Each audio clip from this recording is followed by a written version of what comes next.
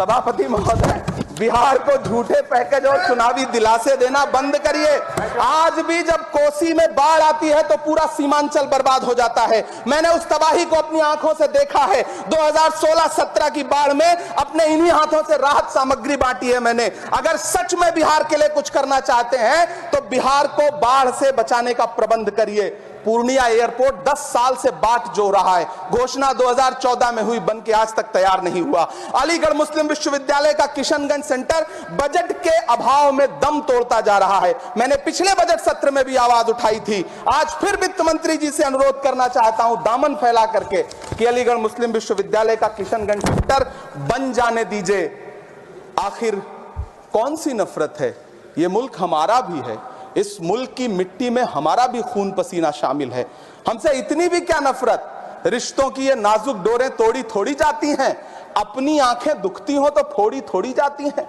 सभापति महोदय, अल्पसंख्यक मंत्रालय का बजट काटकर मौलाना आजाद नेशनल फेलोशिप बंद कर देना, प्री मैट्रिक स्कॉलरशिप बंद कर देना, नई मंजिल योजना बंद करना, धरोहर योजना बंद करना।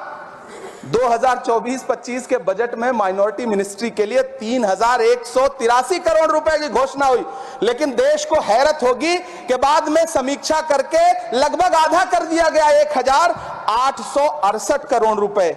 मुझे सरकार से पूछना है कि कौन संतुष्ट हुआ? इस देश का अल्पसंख्यक संतुष्ट हुआ या आप संतुष्ट हुए? किसका संतुष्टिकरण?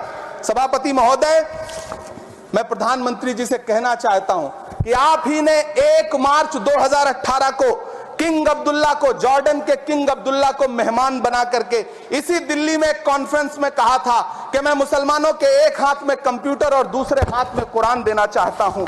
कंप्यूटर देने की बात तो छोड़िए, पढ़ाई के लिए जो स्कॉलरशिप मिल रही थी उसको भी छीन लिया आपने।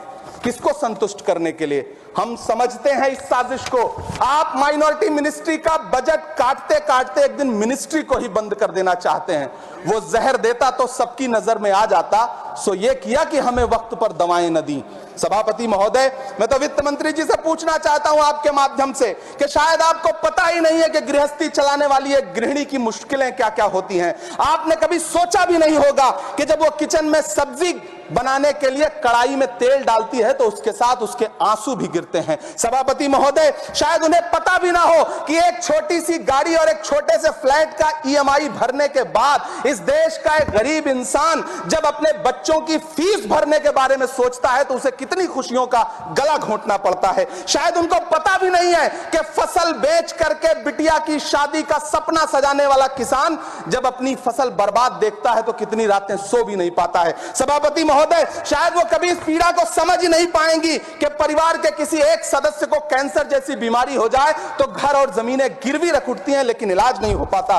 सभापति महोदय, इसी देश की संसद में कभी स्वर्गीय सुषमा स्वराज जी ने कहा था कि जब देश की करेंसी गिरती है तब देश की प्रतिष्ठा गिरती है। एक तरफ कोलंबिया जैसा छोटा सा देश और उसके प्रधानमंत्री गुस्तावो पेत्रो खड़े हैं जो कोलंबिया के नागरिकों को हथकड़ी लगाकर लाने वाले जहाज को अमेरिका बैरंग वापस लौटा दे रहे हैं, और दूसरी तरफ हमारे प्रधानमंत्री जी खड़े हैं जो बेड़ी और हथकड़ी लगा करके लाए गए बेटों के अपमान पर एक शब्द नहीं बोल रहे।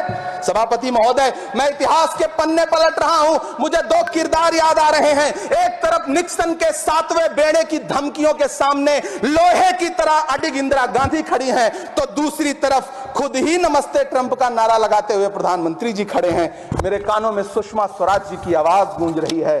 बहुत कम बोलने वाले डॉक्टर मनमोहन सिंह ने बहुत ज्यादा बोलने वाले प्रधानमंत्री जी को जब देश की बागडोर सौंपी थी तो $1.58 का था, आज 85 से 87 के बीच में झूल रहा है। इन दिनों रुपए की अहमियत गिरती है तो न तो देश की प्रतिष्ठा गिरती है, न प्रधानमंत्री की गरिमा।